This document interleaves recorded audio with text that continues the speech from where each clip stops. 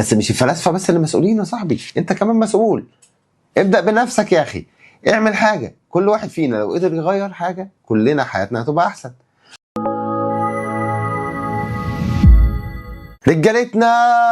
رجاله اولى ثانوي، اهلا بيكم في فيديو جديد. وقبل ما نبدا يا صاحبي، لو انت عندنا على القناه منورنا طبعا، لكن هتلاقي لينكين تحت في الديسكريبشن، لينك فيه كل الملخصات اللي فاتت وبالتالي الملخصات اللي جايه سواء فلسفه او منطق، ولينك فيه كل فيديوهات الحل اللي فاتت سواء فلسفه او منطق، وطبعا الفيديوهات اللي جايه. تابع انت بس الدنيا وانت عينينا ليك والله. بص يا صاحبي، احنا النهارده هنتكلم عن حاجه نازله لك جديد، هي بريحه حاجه قديمه ولكن هم غيروها تغيير جذري. اسمها أهمية الفلسفة للإنسان والمجتمع. دي جديدة خالص، منهج جديد، هركز فيه. مبدئيا كده، هل الفلسفة مهمة لينا؟ يقولك طبعا، دي بتغير كل حاجة في حياتنا. أنا ممكن أعيش عادي وأعيش في وسط الظروف وتأثر فيا، لكن لما يكون عندي بعد عمق كده يخليني أفهم بعدين في إيه، الدنيا بتمشي إزاي، أكيد هواجه الظروف بشكل أحسن لأن أنا عندي عقلية متفردة. لو تفتكر صلاح اول ما احترف الناس اتريقت عليه جدا لما قال المينتاليتي بتاعت اللاعبين عقليه بتاع الصنايع. ايوه يا عم عادي، هو كان ايه المشكله؟ كان خريج صنايع ولكن راح واتعلم ان فعلا في فرق في العقليه. عقليه انا هبقى ازاي او انا اخري فين. عشان كده صلاح تبارك الله من احسن 10 هدافين في الدوري تاريخيا، وحاجه رهيبه جدا هناك. اسطوره متحركه حرفيا. ليه؟ لان الراجل بيجتهد، الراجل بيتعب، الراجل عمل إيه، عنده عقليه بتبص للامور نظره مختلفه. كل دي مقدمه عشان نبدا نقول لك ايه اهميه الفلسفه للانسان والمجتمع. قبل ما ابدا كده يا صاحبي اقول لك ايه اهميه الفلسفه للانسان، هسالك سؤال صغير عشان اشوف انت مصحصح معانا والدنيا معاك ماشيه ولا لا.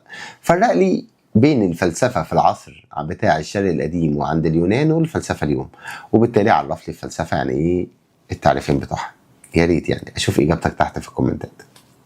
بص يا صاحبي، اول حاجه الفلسفه بتعملها بتعمل اثاره وتعميق للوعي الفردي للانسان. يعني ايه ده؟ يعني بتخليه يبدا يعقل حياته كده، بدل ما هو عايشها كده وخلاص يلا زي ما تيجي تيجي. لا حضرتك ركز، افهم الدنيا ماشيه ازاي، مش احسب للدنيا لان دي حاجه ودي حاجه. ابدا شوف الحياه فيها ايه اللي مستخبي. فكر، شوف ايه الاهداف، ايه الحاجات اللي هتخليك تغير حياتك زي ما اتكلمنا عن صلاح كده مثلا. فكر بعمق اكثر، عشان الفلسفه بتطلع البني ادم من نومته دي. كفايه نوم بقى، عملنا ايه بالنوم؟ يعني انت بعد ما قضيت حياتك كلها نايم ما بتعملش حاجه، هتسيب لنا ايه؟ سيب حاجه الناس تفتكرك بيها فتعيش للابد. وهنا تعيش يا عم، هدعي لك يا عم، قلت حاجه حلوه دعيت لك، ايه المشكله؟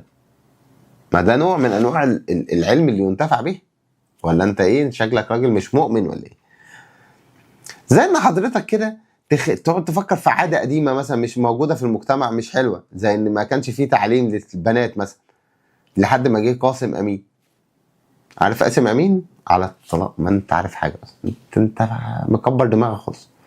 تاني حاجه الفلسفه بتعملها انها ترتقي بالمستوى العقلي وتحل المشاكل. يعني ايه ترتقي؟ احنا لسه قايلين الفلسفه اليوم. شكلك ما جاوبتش في الكومنتات، شكلك لو ما جاوبتش في الكومنتات فانا هديك كومنت كمان عشان نشوف كده. فرق لي بين الثلاث مباحث الاساسيه بتوع الفلسفه، الثلاثه الاساسيين. اما بقى الثلاثه فرعيين ففرق لي بينهم برضو تحت في الكومنت. معلش الشغل شغل، ما تزعلش.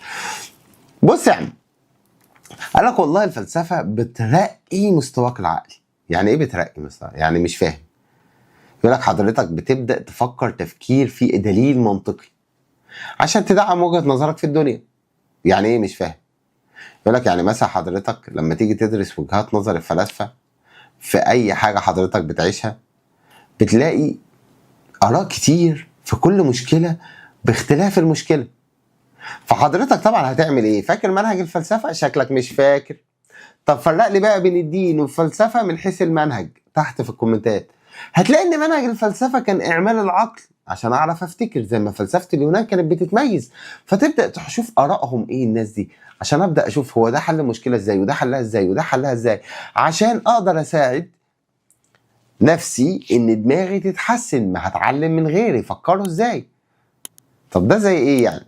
زي ان يكون عندك مرونة فكرية كده، تقدر تشوف المشكلة لو مش بتعالج بشكل تاني، وهكذا وهكذا وهكذا. لو في بطالة مثلا، هعمل مشروع صغير عشان اشغل الدنيا. والله عاش يا عم، انت فنان.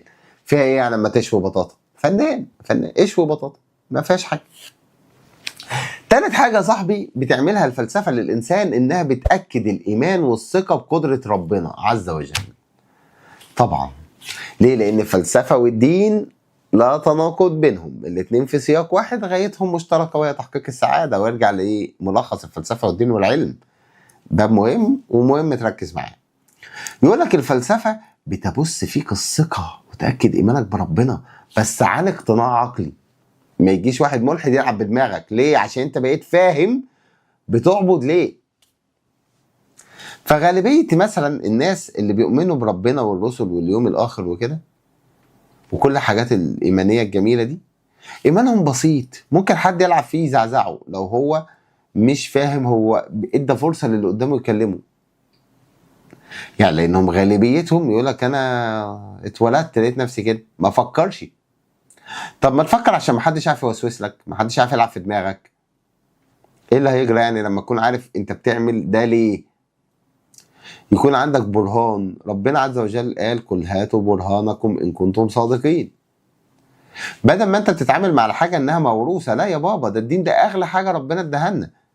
ربنا عرفنا الفرق بين التوكل والتواكل.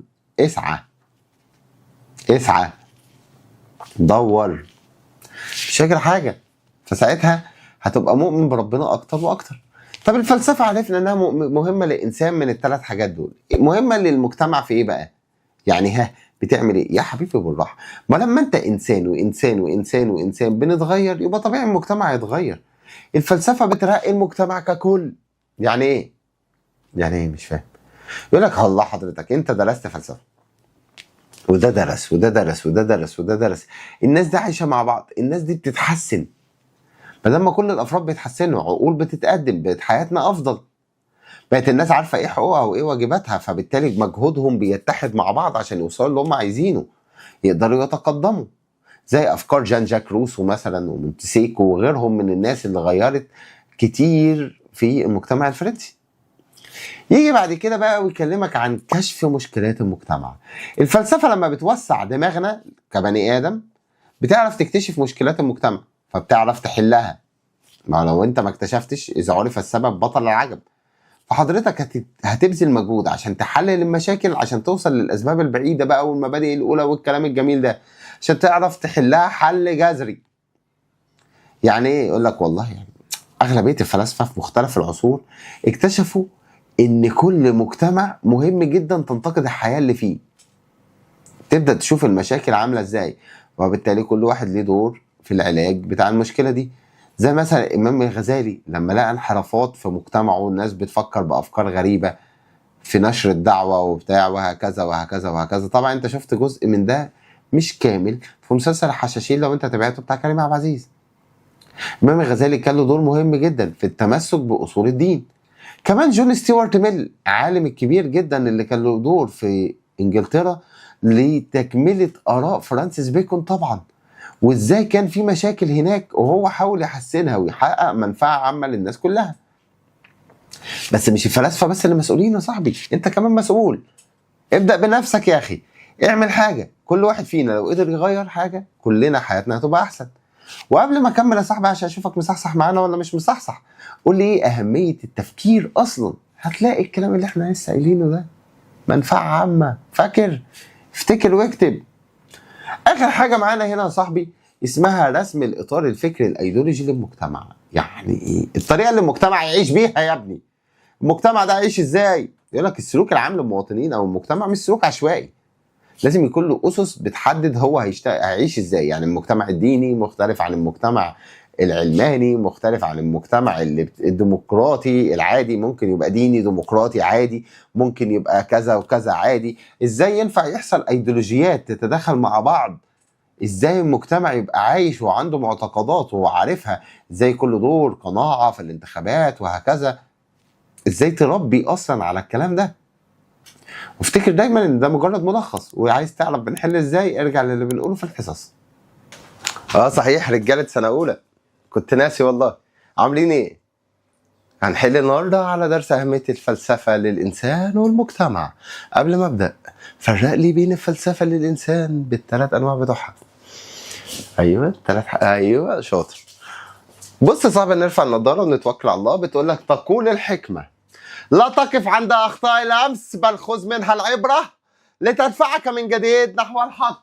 وان رايت ان يابل ليس مبتسما فلا تحسبن ان الليث يبتسم. ايه اللي انا قلته ده؟ الكوره مش كده اصلا. فالمهم يعني ان حضرتك لازم تتعلم من اللي فات وتبص على اللي جاي، ولو انت على اليوتيوب تشترك على القناه، فدي مواجهه الفرد لمشكلاته. بص يا صاحبي، لو ركزت معانا يعني، فحضرتك في تحت لينكين في الديسكريبشن، لينك فيه كل الملخصات اللي فاتت، ولينك فيه كل فيديوهات الحل اللي فاتت، وطبعا هيبقى فيه اللي جاي. السؤال الثاني بيقول لك: يقول جيل مش عارف مين ان انتفاء او زوال يعني الفلسفه يعني وجود سوء الفهم في اعلى مستوياته. اذا مهمه الفلسفه هي مقاومه سوء الفهم. يبقى الفلسفه مهمه انها تعلي دماغك. يبقى الفلسفه بترتقي بالمستوى العقلي للفرد. السؤال الثالث بيقول لك: من اقوال سقراط: يجب عليك ان تدرس الفلسفه حتى تعثر على ذاتك. لازم تلاقي نفسك، فدي بالتالي بتنمي الوعي الفردي. سؤال 4 يقول لك: يقول من اقوال ديكارت: انما تقاس حضاره الامم بمقدار شيوع التفلسف الصحيح فيها. المجتمع حضاره الامه، يبقى المجتمع كله. هنا تلاحظ ان الدرس ده كله معتمد على فهمك للغه العربيه. لو انت بتفهم عربي وركزت في اللي قلنا بقى في الحصص، الدنيا معاك رايقه. سؤال 5: دراسه الفلسفه تمكن الافراد من تحقيق ذاتهم. يا ابني ما احنا لسه قايلين تحقيق الذات ده يخص تعميق الوعي الفردي. طبعا انت تقرا السؤال للاخر، انا بنجز عشان انا عارف انا بقول ايه في الحصص. لو انت عارف هتحل اسرع. سؤال 6 بيقول لك: الفلسفه هي المفتاح اللي بيفتح ابواب الابداع للعقبات المعقده. الدنيا معانا بايظه، اقدر احل. مفتاح، واخد بالك انت ان الفلسفه مفتاح الشيب ومفتاح. ماشي. سؤال 7 بيقول لك: ساهمت افكار جون لوك في تطوير القوانين والمواثيق الدوليه اللي بتحمي حقوق الافراد. جميل. الدوله افراد، ناس جمع، فيبقى الارتقاء بالمجتمع ككل. جميل. سؤال 8 بيقول لك: الفلسفه هي المرآة اللي بتعكس لنا حقيقه نفسنا وبتساعدنا نتطور. الفلسفه بتعمق وعينا بنفسنا عشان بنتطور. انت بص، اصلا لو قريت بقيه الكلام هتلاقيه مش مناسب اصلا، يعني سبحان الله الدرس كله ممكن تمشيه بفكره الاستبعاد بس. سؤال 9: تشجع الفلسفه على الحوار المفتوح والتفاهم بين الافراد، الناس كلها مجتمع ككل. سؤال 10: تركز بعض الافلام والروايات على قضايا الحريه والعداله وتعزز من هذه القيم في المجتمع. الله، بص بقى، ده الشكل اللي بتعيش بيه الدوله، صح؟ يبقى ايديولوجيه. طبعا انت لو ركزت مع الملخص هتفهم احنا بنقول ايه. سؤال 11: تعزز الفلسفه قدره الانسان على التفكير النقدي واتخاذ قرارات مستنيره في حياته، بتخليه يعرف اكتر. يا ولد يا واعي. سؤال 12: تساعد الفلسفه الافراد على ممارسه القيم الاخلاقيه اللي بتحكم سلوكهم وتاثيرها، اللي بيؤدي الى مجتمع اكثر عداله وانصاف. الله، مجتمع ككل. بقول لك ايه بمناسبه الموضوع ده، قول لي برضه الفلسفه بتفيد المجتمع في ايه؟ اشوف اجابتك تحت في الكومنتات. سؤال 13: شخص يعمل في وظيفه ما ولكنه مش سعيد، مش مبسوط، فيقرر ان يغير مساره المهني الى شيء بيتماشى مع قيمه وشغفه. انا مش لاقي نفسي هنا، ولا هتلاقيها في حته تانيه. كتكوين مشروع خاص به، يبدا يشتغل على نفسه. تمام؟ فانت هنا بتقول تعميق الوعي الفردي وحل المشكلات. يا مزاجك، اللي هي الاجابه ب. سؤال 14: كان للفيلسوف جون دوي تاثير كبير على التعليم الحديث من خلال تاكيده على التعليم او التعلم التجريبي والتفكير النقدي. بمناسبه التفكير النقدي، قول لي يعني ايه، ازاي افرق بين التفكير النقدي والتفكير الابداعي؟ وايه مهارات التفكير النقدي؟ اشوف اجابتك تحت في الكومنتات. فالسؤال ده بيقول لك: والله المجتمع. هو الراجل اتكلم على التأثير اللي بيأكده الناس هتستفيد ازاي، تأثير التعليم، احنا كلنا هنتحسن بسببه. ايوه يا مزاجك. اكيد مش طمس الفكر ولا اثاره وعي فردي ولا تاكيد الايمان بالله. انت لو بصيت هتحل بالاستبعاد، يخرب بيت عقلك. سؤال 15. في كل سؤال نجد فرصه لاكتشاف، يبقى تعميق على طول. ما دام هكتشف يبقى هعرف. سؤال 16. بص السؤال قد ايه، ما شاء الله عليه، ربنا مبارك في السؤال، ما شاء الله. قال كارل ماركس يكتشف التناقضات. بيكشف التناقضات في تحت ايه؟ في النظام الرأسمالي من موجه الحركات الاجتماعية نحو التغير والإصلاح. سبق 2 من أهمية اللي فات ده يعتبر حاجتين. ده طبعا هيحسن المجتمع وهيرسم الأيديولوجيا مع بعض اللي هي رقم ألف. طبعا انت لو بصيت ده مش تأكيد إيمان، مش رسم إطار وتأكيد إيمان، ومش يعني اقرا بس، اقرا هتلاقي نفسك عارف انت انا بحل ازاي. عشان في ناس تقول لك انا بتحل بسرعه، ما هحل بسرعه عشان السؤال سهل، انما انت اقول عليك ايه. سؤال 17 بيقول لك تعزز الفلسفه القدره على التفاعل الاجتماعي. بتعملها ازاي بقى؟ قال لك من خلال تعليم الافراد كيفيه الاستماع الى وجهات نظر مختلفه. بص انا ممكن اقول والله هي مهمه للمجتمع فافكر في المجتمع ككل، فقال لك لا، للانسان ده تعميق وعي. خليك تفهم اكتر. سؤال 18 وما ادراك ما سؤال 18 بيقول لك التفكير الفلسفي يدفعنا للكشف عن حقيقه وجودنا في الحياه وايه مصيرنا، ونبدا ندور عن مين اللي خلق ومين اللي خلق. ده تاكيد ايمان بناء على فهم خلق. بقول لك ايه، فرق لي بين التفكير الفلسفي، الاسلوب الفلسفي والعلمي والديني والخرافي. فاكر؟ اكتب. سؤال 19 بيقول لك الفلسفه تكسب دارسها الاتجاه النقدي الصحيح تجاه مسلماته ومعتقداته، فيسعى للتفكير فيما يخصه دون ان يفكر له الاخرون. انا هدور ان انا افتكر وافهم انا مش عارفني، انا تهت مني. سؤال 20 من أقوال ديكارت الفيلسوف: لا يحاول أن يضع عقائد جديدة كما لا يحق له استبعاد عقائد صحيحة. يعني ما ينفعش تخالف الوحي، ما ينفعش. ده الفلسفة والدين من حيث إيه؟ اكتبها تحت بين قوسين لوحدها كده عشان خد بالك إنك مركز معانا. سؤال 21 عن طريق الفلسفة يزداد وعينا وتسعى إلى تحديد غايتنا. بنفهم أكتر وعينا. انا مش هكمل، يعني انا عيني بتلمح كده، مش عارف اعمل ايه في عيني دي. سؤال 22 للفلسفه وظيفه تحليليه نقديه حيث انها بتكشف عما بنعانيه. طب ما معناها انها بتحل مشاكل الامراض بتحل مشاكل. جميل. سؤال 23 للفلسفة دور في تبصير الأفراد بالعلاقة بين حياتهم وحياة مجتمعهم وربط نشاطهم الفكري بالأهداف العامة لحياتهم. الله، الفلسفة هنا دورها إيه بقى؟ بيقول لك الفلسفة بتحقق ارتقاء المجتمع. أهو ونهضته، وأحلى تحية لرجالة النهضة طبعا. سؤال 24 للفلسفة دور كبير في إعادة تقييم مبادئنا والعمل نحو اهداف اكثر انسانيه، كما ليها دور في اعاده النظر. يبقى دي هيكله ايديولوجيا، يعني بناء المستقبل وصنع القرار.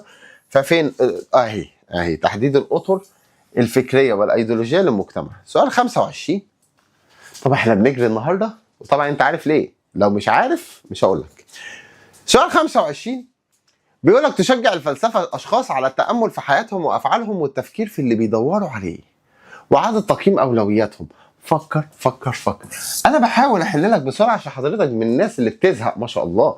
يعني الطالب اولى ثانوي ده طالب بيزهق، فاهم؟ الفيديو لما يكون طويل يقول لك يا هشوف كل ده، يا عم هو سريع، المهم اتفرج وحل.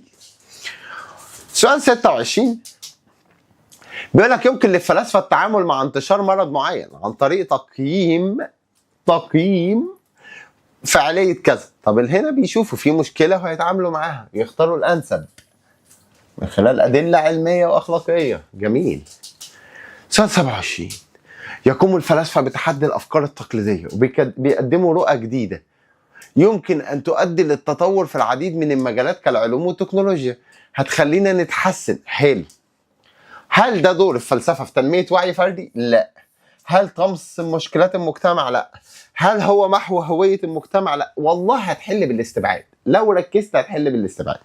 بص السؤال الأخير ده يقول لك إذا قرر المجتمع نشر مبادئ الحرية فإن المناهج ستحتوي دروسا حول حقوق الإنسان والديمقراطية، وهيساعد إن الدنيا تتحسن. هو هنا بيرسم أيديولوجية للمجتمع، بيحدد هو الدنيا إيه. طبعا هنا هتلاقي الأسئلة المقالية، هتقول لي أنت ما بتحلهاش ليه في الفيديوهات؟ أقول لك مالكش دعوة، ليها فيديو لوحده. أشوفكم على خير في فيديو حل جديد وملخصات جديدة. تحت في الديسكريبشن في لينكات فيها كل حاجة، كل اللي فات وكل اللي جاي، سواء ده أو ده. نشوفكم على خير، ولينكات التواصل طبعا. كان معكم مستر ابراهيم ابو بكر، ودي كانت ابره على اليوتيوب. سلام يا صديقي.